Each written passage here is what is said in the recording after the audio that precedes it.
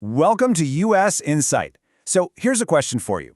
How can one single basketball game, a game between two pretty bad teams actually, tell us everything we need to know about where they're headed? It sounds kind of crazy, right? But stick with me, because when you dig into this one, you find this amazing story about strategy, risk, and, what it really takes to build a winning team. Let's get into it. All right, here's how we're going to break this down. We'll start with the game's shocking result. Then we'll get into the player who became the star of the show.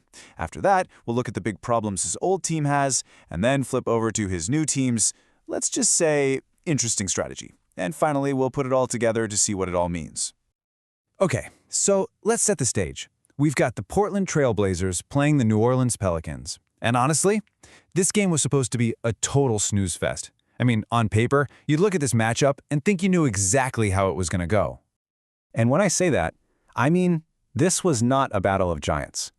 The Pelicans, they were literally the worst team in the whole NBA. Just look at that record, 3-22. Ouch.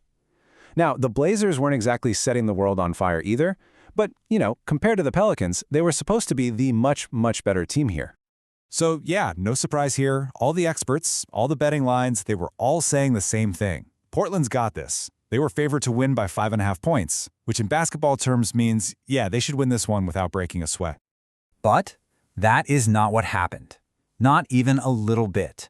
The Pelicans didn't just win, they absolutely destroyed them. A 23-point blowout. And get this, they snapped a horrible 7-game losing streak doing it.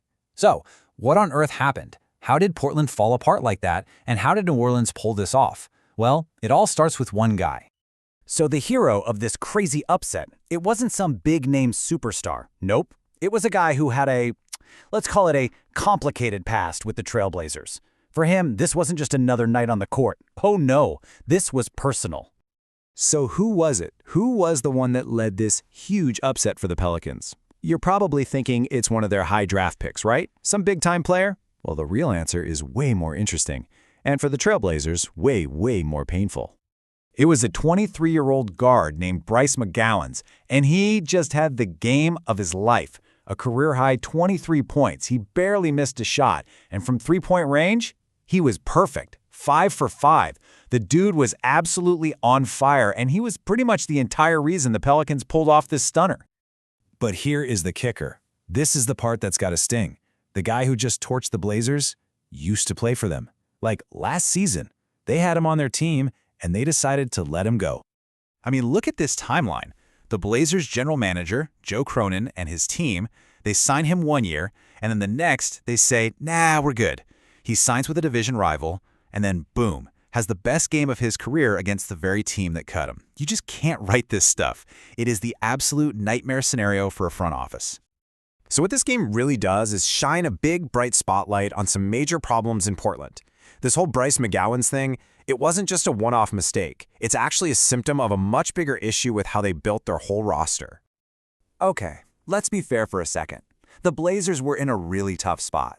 I mean, look at this injury list. It is long. We're talking about a ton of their key guys, their best players, all sitting on the bench in street clothes. That's a huge deal for sure. But here's the thing. Injuries are a part of the game. Every single team deals with them. And this quote from an analyst really hits the nail on the head. The real problem was that the players they did have left weren't good enough to hang with the worst team in the league.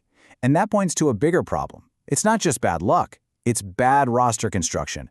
And that goes right back to the front office. Yeah, it really boils down to two things. First, the players they had to put on the court just weren't cutting it. I mean, their fourth-string center was basically unplayable. But second, and this is a huge one, their shooting is just awful. Not just in this game, where they shot a terrible 29% from three, but for the entire season, they are dead last in the whole league. You just can't win like that today. Okay, so let's flip over to the other side, the Pelicans. For them, this win is more than just a win.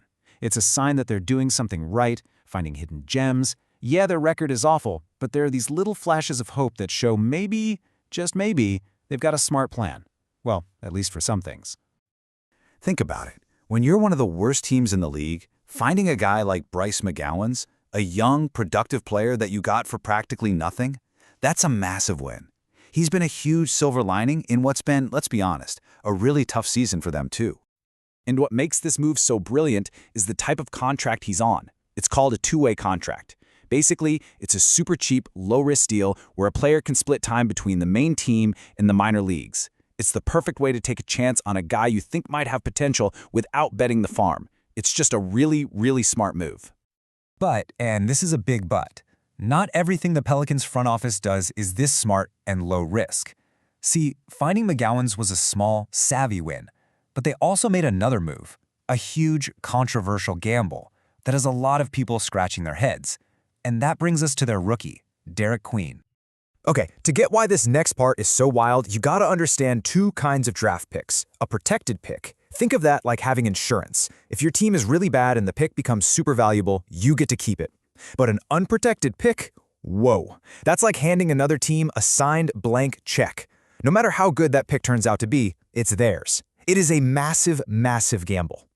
So here's what the Pelicans did. They traded up in the draft to get their guy, Derik Queen, and to do it, they gave away one of those blank check unprotected picks for a future draft. Now remember, the Pelicans are the worst team in the league right now, so that pick they traded away, it could easily end up being the number 1, 2, or 3 pick in the draft. They gave up a potential franchise-changing player just to move up a few spots. It's a wild risk. And this quote from Sports Illustrated really sums up how a lot of experts feel about it. The thinking is, even if Derik Queen turns out to be an amazing player, the price they paid was just too high. The risk was too great. It's seen as one of those trades that, no matter what happens, you can't really call it a win for the Pelicans. It's just a huge, huge overpay. Okay, so let's zoom out. Why are we talking so much about one random game in December? Well, because this one game is like a perfect little snapshot. It shows us two teams that are on completely different tracks, with totally different ways of thinking about how to build a winner. On one hand, you have the Trailblazers. They seem to be failing at the basics, right? They're building a roster that can't shoot and can't handle a few injuries, and they're letting promising young players just walk out the door for nothing.